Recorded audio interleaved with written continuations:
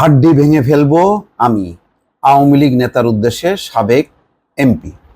দর্শক, এই যে সাম্প্রতিক সময়ে যে বিভিন্ন জায়গায় যে সমস্যাগুলো এখন চলছে, একেবারেই আভ্যন্তরীণ অন্তকন্দ।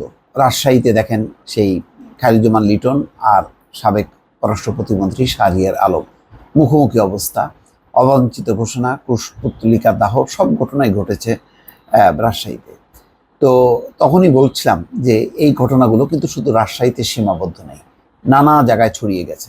চট্টগ্রামে দেখেন একই অবস্থা, মুস্তাফিজুর রহমান ও আব্দুল গফুর দুইজনের ছবি, এবং সেখানে মুস্তাফিজুর রহমান চৌধুরী সাবেক এমপি বাঁশখালীর, তিনি হুমকি দিচ্ছেন উপজেলা আওয়ামী লীগের সাধারণ সম্পাদক আব্দুল গফুরকে যে তার হাড় ভেঙে ফেলবেন।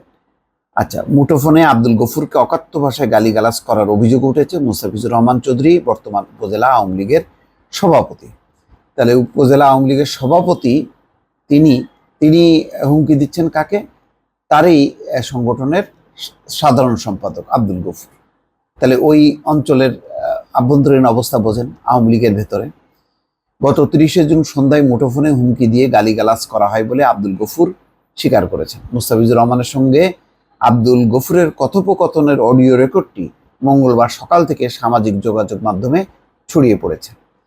উপজেলা আওয়ামী লীগের কার্যালয় নির্মাণের নামে সাবেক এমপি ইউনিয়ন পরিষদ চেয়ারম্যানের কাছ থেকে চাঁদা নিয়েছেন গফুরের এমন বক্তব্যে ক্ষুব্ধ হয়ে মুস্তাফিজুর রহমান এভাবে গালিগালাজ করেন বলে দলীয় সূত্রে জানা গেছে।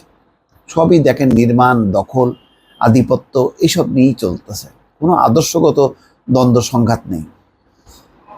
29শে জুন উপজেলা সদরে অনুষ্ঠিত আওয়ামী লীগের প্রতিষ্ঠাবার্ষিকী উপলক্ষে আয়োজিত সভায় বক্তব্যে আব্দুল গফুর কার্যালয় নির্মাণে সাবেক এমপি মুস্তাফিজুর রহমানের বিভিন্ন চেয়ারম্যানের কাছ থেকে চাঁদা নেন বলে অভিযোগ করেন।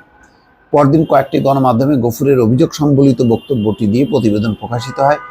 এরপর মুস্তাফিজুর মুঠোফোনে গফুরকে হাড় গুঁড়ো করে দেওয়ার হুমকি দেন।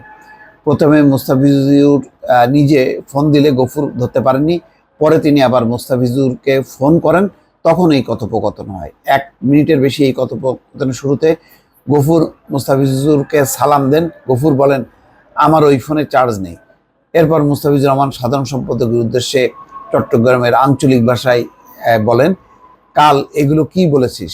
আমি কার থেকে চাঁদা নিয়েছি পার্টি অফিস বানানোর জন্য?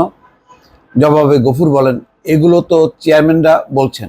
উত্তেজিত হয়ে গালি দিয়ে মুস্তাফিজুর রহমান বলেন, চেয়ারম্যানরা বলছে আমার কাছ থেকে জিজ্ঞাসা করবি না, প্রমাণ দে না। গফুর আবারও বলেন, চেয়ারম্যানরা সবাই বলছেন তো তাদের কাছ থেকে টাকা নিয়েছেন, আমি এতদিন আপনাকে বলিনি। তখন গালাজ করে মুস্তাফিজুর রহমান বলেন, কার কাছ থেকে টাকা নিয়েছি তার প্রমাণ দেখাতে বল, নইলে তোকে এসে হাড্ডি ভেঙে ফেলবো আমি।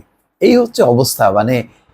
দলের নেতায় নেতায় যে বিরোধ, চাঁদা, দখলবাজি, তারপরে খবরদারি, আধিপত্য বিস্তার, এই সমস্ত নিয়ে যে পরিস্থিতি আওয়ামী লীগের অভ্যন্তরীণ, এটি খুবই বিষাক্ত। এবং এই যে নির্বাচনের সময় যে বিভিন্ন গ্রুপে বিভক্ত হয়ে একই দলের ব্যানারে তারা যে নির্বাচন করছেন, এর ফলে সম্পর্ক উন্নয়ন দূরের কথা, গণতান্ত্রিক যেই মন মানসিকতা, সেগুলো উন্নত হচ্ছে না, বরং আরো আভ্যন্তরীণ কোন্দল সংঘাত বাড়ছে। দর্শক, ভালো থাকবেন। আল্লাহ হাফেজ।